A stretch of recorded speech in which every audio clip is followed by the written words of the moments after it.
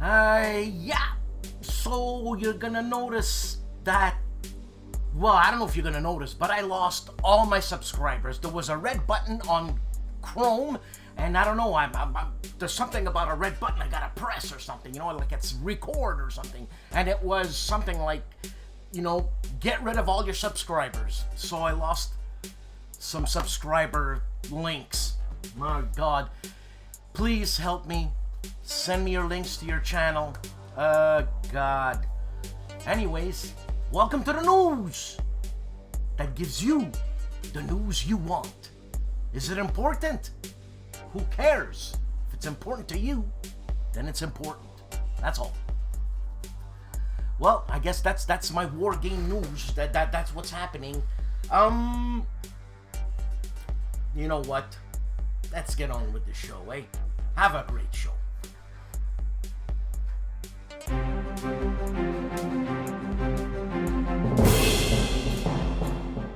Tony of Tony's Board Life is trying out his new Gimbal Plus Case Green intro. And the Phonetics police Stigler on Stigler for Details number 16 North. Danao Front turns 5 NATO initial operations. And Stephen Dolges is unboxing an OCS game. Also giving you shenanigans. Well, giving you shenanigans. Shenanigans. You don't say giving you shenanigans. And Pax Romana, Greco-Persian Wars, turn 4. And on Monitor Side Chat, July 2021, he talks about publisher updates. Poindexter Games, Jay with London's Burning by Avalon Hill, August 16th, 1940. This is a playthrough, but an awesome playthrough. And visually unbelievable. And on Patrick's Tactics and Tutorial, Command and Colors, Ancients, 216, Sodium. And Mo of Mo's Game Table is doing a learning how to play with the designer Bruce Mansfield of the game by Compass Games called NATO. Also Whiskey Charlie episode 28. And Paper Wars issue number 98. Also Across the Bug River. And I ain't gonna say that. Something Volodymyr Volinsky. 1941. Hey, I think I said it. And NATO After Action Report. Mauro Faina is doing a special story of war and warriors on his Janitzero Live. And the OG was live with the handsome David Heath with On the Air with Lock and Load Publishing Season 3, Episode 1. Get your news of Lock and Load on Lock and Loads by On the Air. That's what I said. You know what I'm saying? Just get your news there. I mean, I'll tell you that I'm giving you the news that they're doing the news. What can I tell you? And on Legendary Tactics, we get a Twilight Struggle tutorial card by card. Also a digital playthrough of Brass Birmingham. And again, Twilight Struggle. How do you ... card by card. And for all you guys who have subscribed to GMT's, or I should say Volkorunke's Almoravid game and have no idea what he's talking about, well, Kings and Generals gives you a documentary on the Berber empires, Zirids, Almoravids, and Almohads. Huh? Stigler, can you say it? Can you say that? Huh? Homo Ludens, Fred Serval, my favorite Frenchman living in England. He's doing a Russian Revolution unboxing and a channel update with David Thompson. This war without an enemy and stuff. Probably not with David Thompson, but that's the way I read it. And like I said, bloopers. I'm human. And if any of you are into fly fishing and fly tying, you gotta check this guy out. Down by the river, fly tying videos is doing Lund's particular. This is a classic dry fly. And he's tying it. And he's amazing. And that guy called Dad versus Son is playing something Northwest Vietnam, I'm assuming, because he's pulling I'm not gonna say it, turn 4 and rap. Combat Board Games is unbagging rivets designed by Robert Taylor. This is an old game. John Krantz, Bill Thomas, for the latest company news, Compass Games is live with Town Hall episode number 27.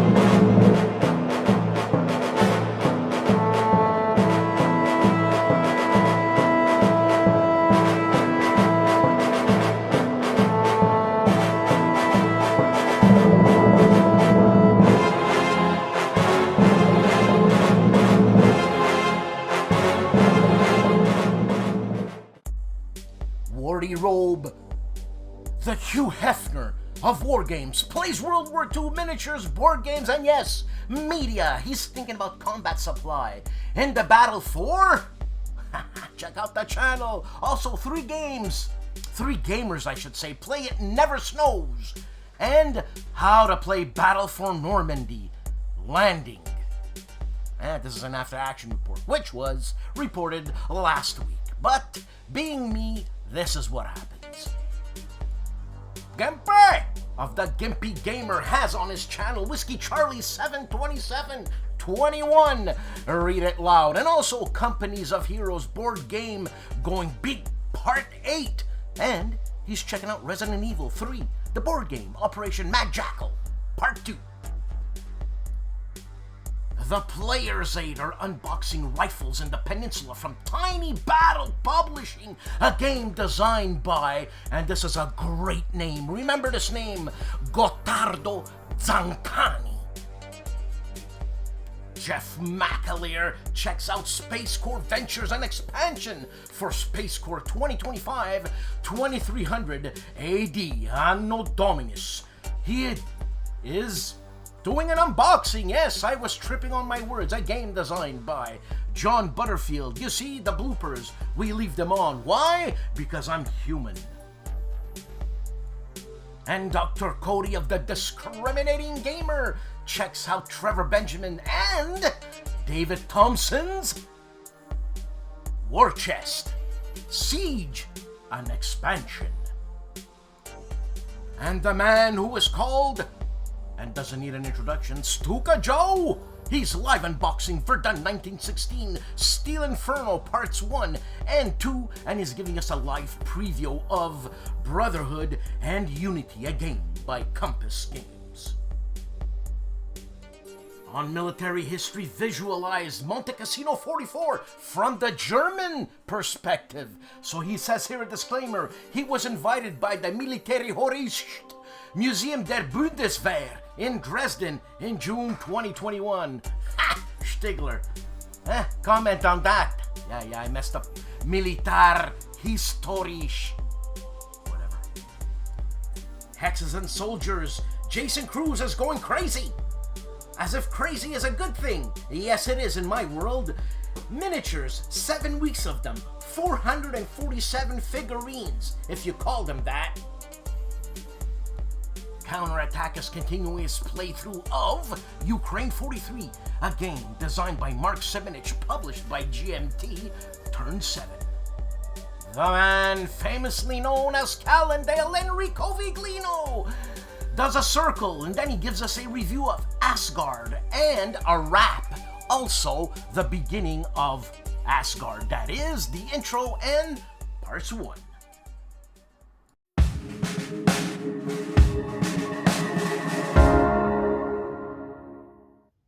Hello everyone, this is Michel Leviathan-Sorbet from the Polish YouTube channel Wojennik TV. Here is my traditional roundup of the content published on Wojennik TV during the last week. On Sunday I started with a long video which lasted almost 2 hours because this was an after-action report of Castle Eater.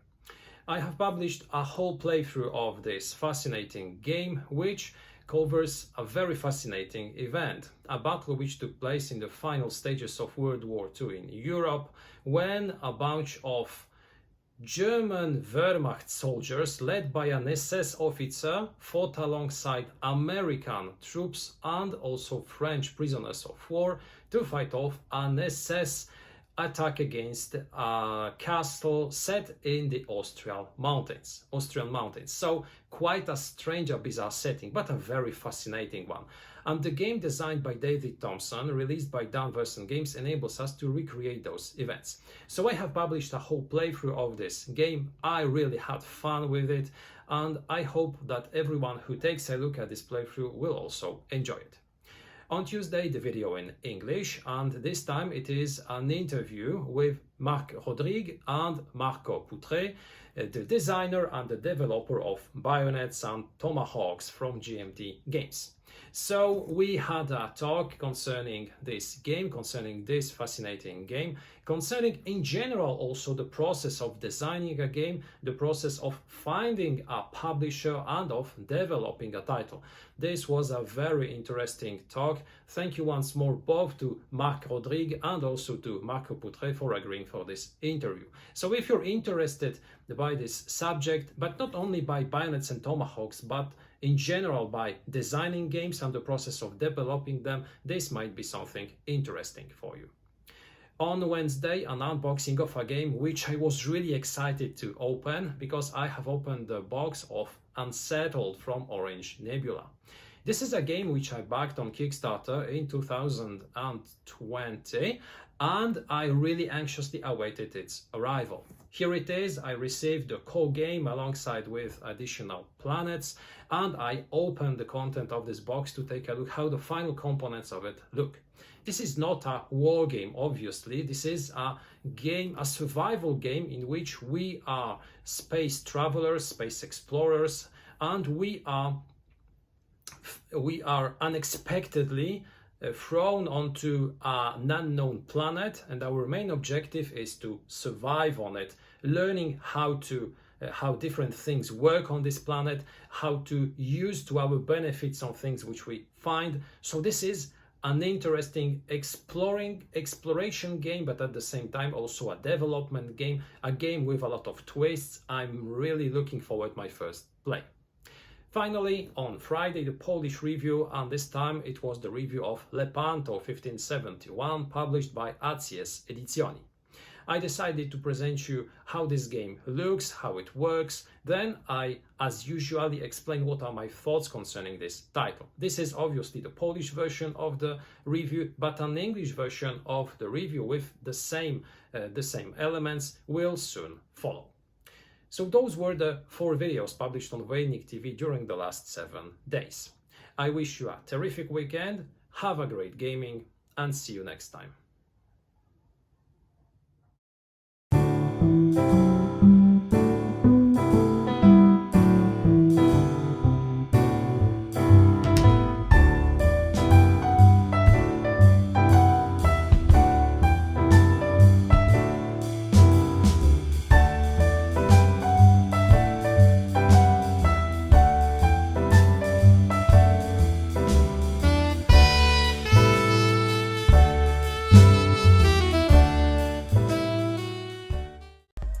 What's happening on the big board? Well, you're gonna know now.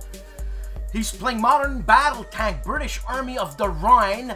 I'm assuming that /7 means part 7. And Artie of Ardwolf Slayer is currently drinking Cole Ela. I guess that's an Islay malt. It's a 12-year-old. I haven't tried it there, Artie.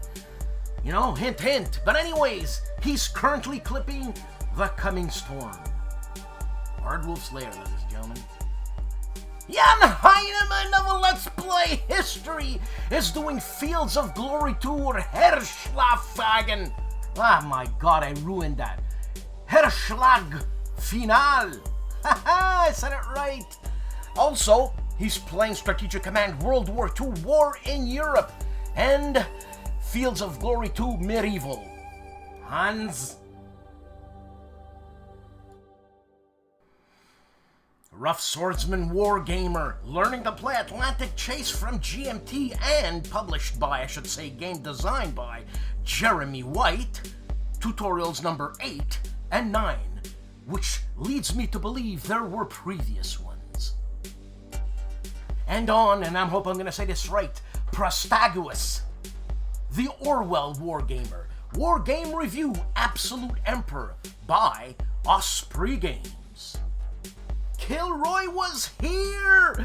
He's doing a lot of work, ladies and gentlemen. Check it out. Kilroy goes off the shelf on Fantasy War Games, obviously, and also Coffee with Kilroy, well, Avalon Hill Flyer circa 1981. And he goes a deep dive World War II German submarine warfare. Also, unboxing and introduction of Space Corps Ventures, a game published by GMT and designed by none other than John Butterfield.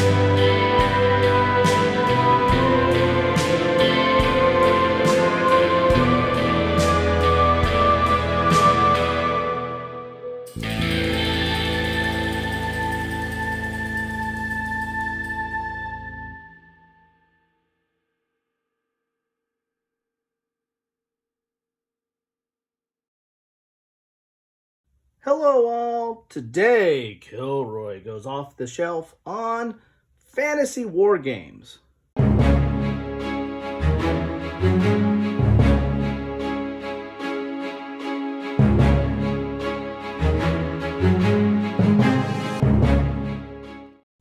Now, what is a fantasy war game? Can a fantasy game be a war game? I don't want to get into the debate over what is a war game, but on one end of the spectrum, there's a very restrictive definition of war games in that it has to be, historical, military, conflict. Some even go so far as to say it has to be hex encounter. So I don't want to get into that debate of what is a war game, but to the extent that fantasy war games can be war games, I want to talk a little bit about them. So what I have in front of you is Beast Lord. I mean, this goes back to the late 70s, early 80s, which, fantasy war games go back that far. SPI and Avalon Hill, which I'll show a few, have fantasy war games. And in the vein of being a hex encounter and combat results table and the like, well, Beast Lord kind of fits into that mold. I mean, the rulebook looks like a war game rulebook. I mean, it's 32 pages, charts, rules, exceptions, combat factors, the whole 9 yards. The map itself, hex encounter, look at that. With your combat's results table down there. Of course, you have some spell charts because, it's fantasy, you got to have that. A unique aspect of Beast Lord was that it had not only a strategic map, it had a tactical map. So you can do your tactical battles on different maps depending on kind of the terrain that you were talking about. And that's kind of similar to what the old Avalon Hill game did with, which I don't have the Avalon Hill game, but I have the remake from Valley Games of Titan. Titan had a strategic map board, really not much of a map board, but it was more of a kind of this board that you moved around on. And then the individual terrains, you had combat depending on the individual terrains. And that was originally done, I know there was a version done by Avalon Hill. This is the Valley Games version. But I found that interesting that you had a strategic and a tactical map. And this was very much a war game by design with, movement and combat and, combat results table and the like. So that is good old Beast Lord. You also, I also have Elric, which is based on the books by Michael Moorcock. A great series, interesting series, different kind of fantasy series. But this was a war game that brought in a lot more spells and had this kind of chaos concept, because that's a very big theme in the Elric series is the chaos. And so there was chaos and order battling, and that is played out in this game as well. SPI, not to be outdone, I have Ragnarok. Of course, SPI did a lot of Tolkien type games, War of the Ring, and games around that, or war games around that, and different battles. This is one I have, which is dealing with the Norse gods. Speaking of fantasy games of that era, Divine Right. Now, this isn't the original. TSR did one that was in a smaller box, and I played the heck out of that. That was, if you've seen one of my episodes on Grail games, that was kind of my Grail game. I never owned it until I bought this version, but I played the heck out of it with my good buddy back in high school and in college. And very much a war game. Hex encounter, moving around, doing combat, but of course, had to add in all the fantasy tropes to it. This is the 25th anniversary version, and is good. I still have some fond memories of that old original game. So if you want to get into issues on whether something is a war game or not, or fantasy can be a war game, I turn to none other than Battle Lore, because Battle Lore is based on the Command and Color system that was originally done in Battle Cry. And I don't know if anybody's saying that Battle Cry and Command and Colors Ancients and Command and Colors Napoleonics and Command and Colors Medieval, and now there's the Samurai version. I don't know if anybody's really seriously saying those are not war games. Maybe they are.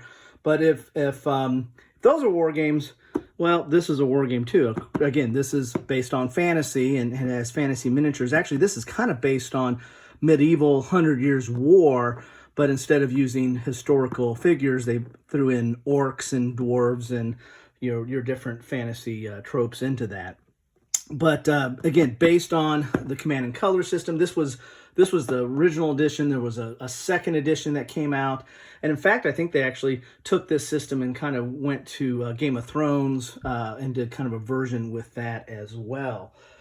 Pushing the boundaries a little bit more on war games, but clearly a fantasy war game, but not sure if you want to call it a war game. But you have War of the Ring, not the old SPI version, but this is the new kind of Euro version, or Ameritrash Euro version of War of the Ring. Area movement, minis, so you got a little bit of plastic toys in there, but has a very unique system of how the dice give you actions. Does an excellent job of recreating, this story of, the Fellowship trying to, dispose of the ring, the Nazgul forces of Sauron trying to find them, but also waging a war across the landscape with the forces of Middle-earth and the allies of Middle-earth. So there's card play, there's this unique dice action, there's plastic minis. So, I mean, it goes beyond Risk. It kind of gets into Risk on steroids.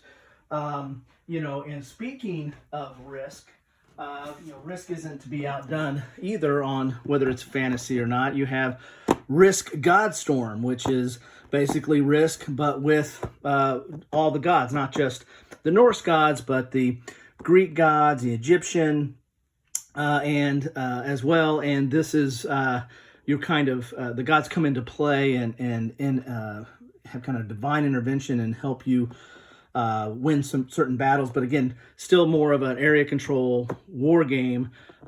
Interesting aspect here, you have an underworld aspect. So your units don't die; they just go to the underworld and you battle in the underworld, and you get some points for controlling some aspects of the underworld, and might be able to bring some of them back depending on your god's powers. So there's some of my fantasy war games.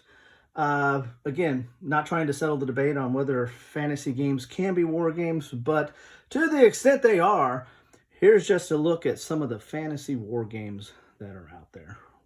What do you have? Another week, another show. Hey, please, if I missed saying your channel here, and I usually do say it, please send me your link. And also, for anybody who's got new channels, send me your links. I know some people do, and I put them up, and sometimes there's nothing new on that show, or I don't know, maybe I'm screwed up big time. Also, check out the interview I'm going to have with Bruno Sinigalio. That should be really interesting, especially coming from me. And I think he is the foremost authority on the Battle of the Bulge in the world. And I'm lucky to have him, and you guys are lucky to be a part of that. Check out Artie's channel. Actually, check out my channel, where you have everything you want to know about war games we were afraid to ask. We had a really good time this time. And we're thinking of stuff. And it's going to be good stuff. So keep checking out stuff. Have an awesome weekend. Thank you very much for subscribing, for liking, for supporting this show. It's amazing. Really, it is. And again, thank you very much. Have a good weekend. And you know what? Smoke a pipe. Do something. Ciao!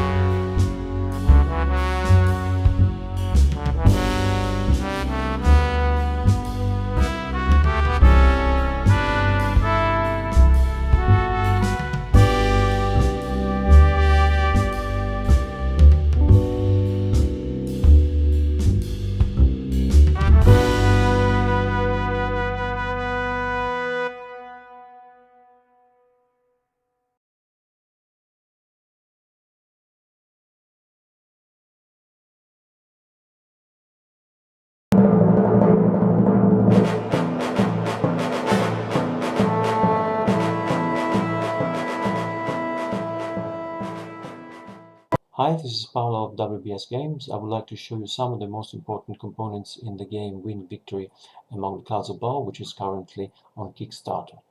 Let's start with the maps and the counters. Here you can see one of the maps. This is the map that is used for the channel or even for the med. And you can see some of the many aircraft models in the game. There are more than 40 different models. And some of the targets available. In this case, of course, there are sea targets. So you have submarines, cruisers, merchant ships. You also have destroyers, and so on. Let's go to the second map. I remind you that the maps in total are 3, but they're double-sided, so you actually have 6 maps you can combine. You can see some more models. You can see other targets, artillery tanks, flak, and just look at the details of these counters. They're really amazing. They're really nice, and there are so many liveries, so many different colors, and it will take you really a long time to pilot all of these models. The third map is used for the Italian front. You can see the Alps in the background, and here you have some more aircraft. There are many different nationalities. You have Italian, French, British, German aircraft in the game, and some more targets, trains, machine guns, infantry, and also airfields. Now let's go to another very important component of the game, which is the dashboard. Now the game stresses a lot the concept of energy management, which is a very important concept, especially if you're a fighter in the First or in the Second World War. Here you can check out and control your speed, your altitude, any damage, and also the experience level of your pilots. This is all, and I hope you liked it, and I hope you'll join our Kickstarter campaign. Cheers.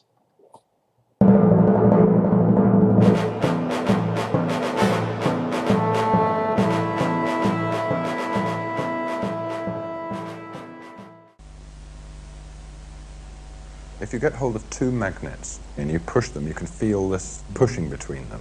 Turn it around the other way and they slam together. Now, what is it, the feeling between those 2 magnets? What do you mean, what's the feeling between the 2 magnets? There's something there, isn't there? I mean, the sensation is that there's something there when you push these 2 magnets together. Listen to my question. What is the meaning when you say that there's a feeling? Of course you feel it. Now, what do you want to know? What I want to know is what's going on between these two bits of metal. Magnets repel each other. And well, then what does that mean, or why are they doing that, or how are they doing it? You're asking. I must say, I think that's a perfectly reasonable question. Of course, it's ask. a reason. It's an excellent question. Okay. But the problem that you're asking, you see, when you ask why something happens, how does a person answer why something happens? For example, Aunt Minnie is in a hospital. Why? Because she went out and she slipped on the ice and broke her hip. That satisfies people. It satisfies, but it wouldn't satisfy someone who came from another planet, knew nothing about things. First, you should understand why, when you break your hip, do you go to the hospital? How do you get to the hospital when the hip is broken? Well, because her husband, seeing that the hip was broken, called the hospital up and sent somebody to get her. All that is understood by people. Now, when you explain a why, you have to be in some framework that you allow something to be true. Otherwise, you're perpetually asking why. Why did the husband call up the hospital? Because husband is interested in his wife's welfare. Not always. Some husbands aren't interested in their wife's welfare when they're drunk and they're angry. And so you begin to get a very interesting understanding of the world and all its complications. In order to if you try to follow anything up, you go deeper and deeper in various directions. For example, you could go, why did she slip on the ice? Well, ice is slippery. Everybody knows that, no problem. But you ask, why is ice slippery? That's kind of curious. Ice is extremely slippery. It's very interesting. You say, how does it work? You could either say, I'm satisfied that you've answered me, ice is slippery, that explains it. Or you could go on and say, why is ice slippery? And then you're involved with something, because there aren't many things as slippery as ice. It's very hard to get. Greasy stuff, but that's sort of wet and slimy. But a solid that's so slippery, because it is in the case of ice that when you stand on it, they say, momentarily the pressure melts the ice a little bit, so you got a sort of instantaneous water surface on which you're slipping. Why on ice and not on other things? Because ice expands water expands when it freezes, so the pressure tries to undo the expansion and melts it. Is capable of melting it. But other substances contract when they're freezing, and when you push them, they're just satisfied to be solid. Why does water expand when it freezes and other substances don't expand when they freeze? All right?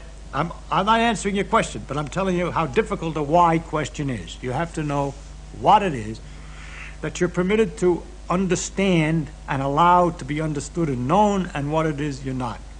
You'll notice in this example that the more I ask why, it gets interesting after a while. That's my idea, that the deeper a thing is, the more interesting it is.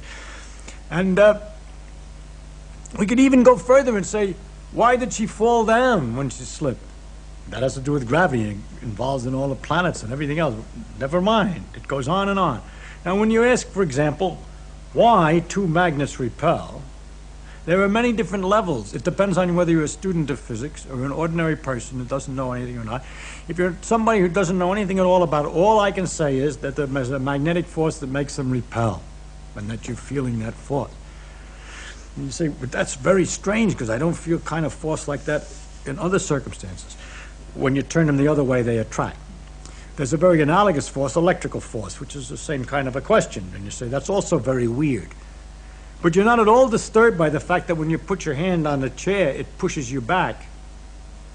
But we found out by looking at it that that's the same force, as a matter of fact. The electrical force, not magnetic exactly in that case, but it's the same electrical repulsions that are involved in keeping your finger away from the chair, because everything's made out of its electrical forces in minor and microscopic details. There's other forces involved, but this is connected to electrical forces.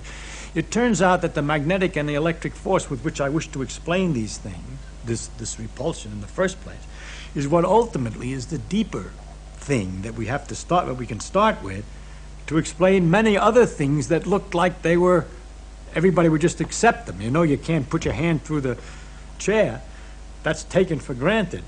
But that you can't put your hand through the chair, when looked at more closely, why, that involves these same repulsive forces that appear in magnets. The situation you then have to explain is why in magnets it goes over a bigger distance than in ordinarily. And there it has to do with the fact that in iron, all the electrons are spinning in the same direction. They all get lined up, and they magnify the effect of the force until it's large enough at a distance that you can feel it. But it's a force which is present all the time and very common, and is in a basic force of almost, I mean, I can go a little further back if I were more technical, but at an early level, I just have to tell you that's going to be one of the things you'll just have to take as an element in the world, the existence of magnetic repulsion, or electrical attraction, magnetic attraction. I can't explain that attraction in terms of anything else that's familiar to you. For example, if we say the magnets attract like as if they were connected by rubber bands, I would be cheating you, because they're not connected by rubber bands. I shouldn't be in trouble. You'd soon ask me about the nature of the bands. And secondly, if you were curious enough, you'd ask me why rubber bands tend to pull back together again, and I would end up explaining that in terms of electrical forces, which are the very things that I'm trying to use the rubber bands to explain. So I have cheated very badly, you see. So I'm not going to be able to give you an answer to why magnets attract each other, except to tell you that they do, and to tell you that that's one of the elements in the world of the different kinds of forces. There are electrical forces, magnetic forces, gravitational forces, and others, and those are some of the parts.